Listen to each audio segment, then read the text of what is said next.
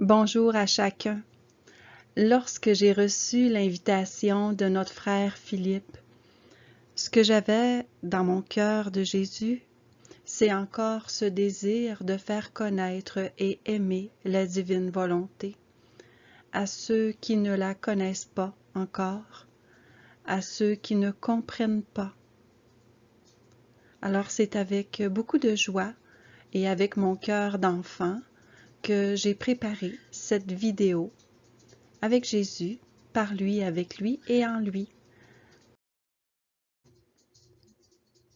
La divine volonté, qu'est-ce que c'est? C'est ce que Dieu veut. Ça, c'est l'explication la plus facile à comprendre, la plus courte. Elle est déconcertante de simplicité. Et tout ce que Dieu veut est parfait. Et dans la divine volonté, nous voulons ce que Dieu veut. Alors ce que Dieu veut, je le veux aussi. Ma volonté est un cadeau de Dieu, mais elle a été créée pour fonctionner dans celle de Dieu. Ce que j'explique souvent aux gens qui viennent nous visiter, c'est comme un moteur, puis il y a plusieurs pièces dans le moteur. Exemple, un piston. Si le piston est retiré du moteur, à quoi il peut servir? À rien. Alors, le piston a été fabriqué pour fonctionner dans l'ensemble du moteur. Alors, ma volonté, immergée dans celle de Dieu, est une machine divine qui envoie des jets d'eau. Et les jets d'eau, ils disent amour et gloire à mon Créateur. Et les jets d'eau vont jusqu'au trône de Dieu, partout sur la terre, au ciel et au purgatoire, et dans tous les temps. La machine de ma volonté n'a pas été créée pour être déposée dans le sable. Elle a été créée pour être déposée dans la mer infinie de la divine volonté, pour la plus grande gloire de Dieu. Vivre dans la divine volonté, ce n'est vraiment pas compliqué. L'important, c'est de le désirer, et Jésus fait tout le reste. Alors, ce que nous devons faire pour vivre dans la divine volonté, c'est laisser Jésus être je suis en chacun de nous, tout simplement. Oui, il vient réellement s'incarner en nous, comme dans une hostie consacrée, par, avec et en Jésus. Je suis, prière. Jésus fait tout divinement, par moi, avec moi et en moi. Tout ce que Jésus fait par moi devient prière divine, parfaite et éternelle. Alors lorsque Jésus est vraiment en moi, respirer est un acte parfait parce que c'est Jésus qui le fait. C'est Jésus lui-même qui vient désirer le don de la divine volonté en moi. Et Jésus nous fait désirer ce qu'il veut nous donner. La divine volonté, plus on la connaît, plus on la désire, plus on la veut. Alors, ce que nous devons faire pour vivre dans la divine volonté, c'est, en me réveillant le matin, je fais mon acte préalable pour placer ma volonté personnelle dans celle de Dieu, parce que c'est pour cela qu'elle a été créée. Puis, par la suite, dans toutes les actions de ma journée, dans mon travail, mes mouvements conscients et inconscients, tout, sauf le péché. Je ne suis pas en dehors de Dieu, je suis de retour en lui pour son plus grand bonheur et le mien. Nous sommes un, Jésus et moi.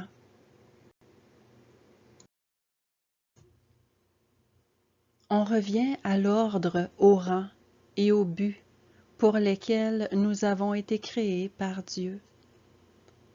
La communication, l'équilibre, l'harmonie, le bonheur parfait sont rétablis entre le Créateur et son enfant. C'était comme cela au début, avant la chute, dans le péché. Cette perfection de communion avec Dieu prévue depuis toute éternité nous est redonnée pour la fin. Nous sommes dans cette phase de la divine transformation.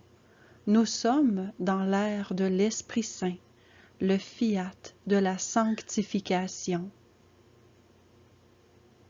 Le divin fiat, le troisième fiat. Je suis l'alpha et l'oméga, le premier et le dernier, le commencement et la fin. Le plus haut niveau de sainteté dans la divine volonté, c'est Jésus, c'est Dieu lui-même qui vient être notre sainteté. C'est pourquoi c'est une sainteté qui est divine, oui, le plus haut niveau de sainteté.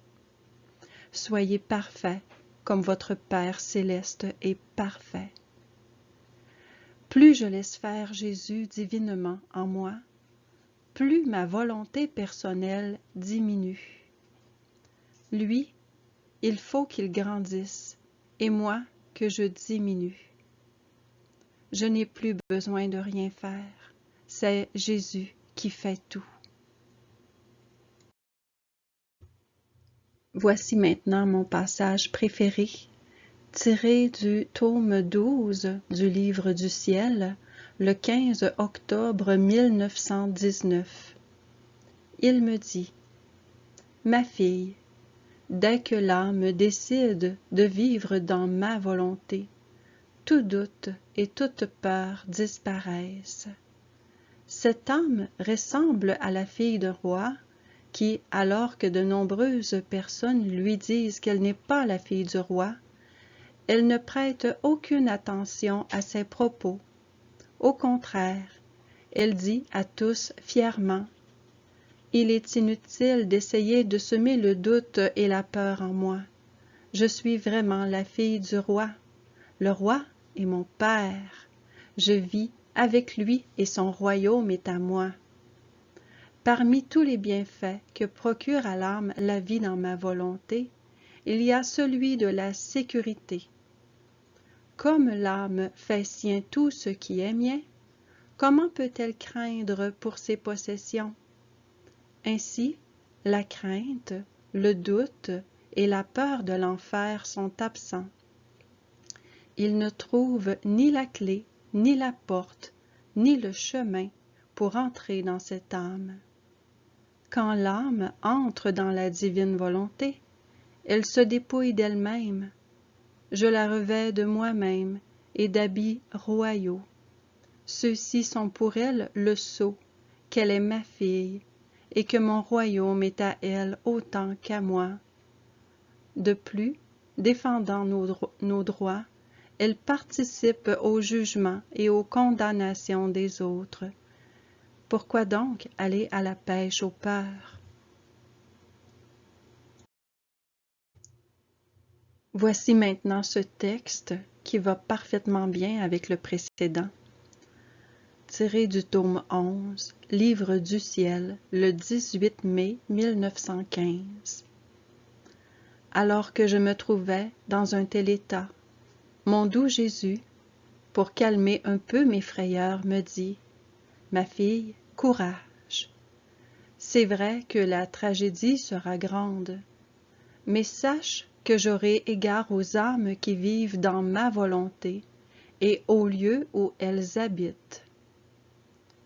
Tout comme les rois de la terre ont leur cour et leur quartier où ils sont en sécurité, leur force y étant si grande que leurs ennemis n'osent même pas s'approcher, même s'ils détruisent d'autres places de la même manière. Moi, le roi du ciel, j'ai mes cours et mes quartiers sur la terre. Ce sont les âmes qui vivent dans ma volonté et en qui je vis. Les cours célestes pullulent autour d'elles, et la force de ma volonté les garde en sécurité, ralentissant les tirs ennemis et faisant reculer les ennemis les plus féroces. J'aimerais vous dire à quel point j'ai pris plaisir à faire cette vidéo. Quelle joie, quelle paix. Alors je remercie la Trinité de sa signature et par la puissante intercession de notre maman, Reine, la Vierge Marie, par l'intercession de Saint Annibale Maria di Francia et par l'intercession de notre grande sœur Luisa Piccarreta, dans la communion de tous les saints, sur la terre comme au ciel, avec toute la cour céleste, avec mon cœur de Jésus. Que ta divine volonté soit faite sur la terre comme au ciel. Amen. Fiat, maintenant.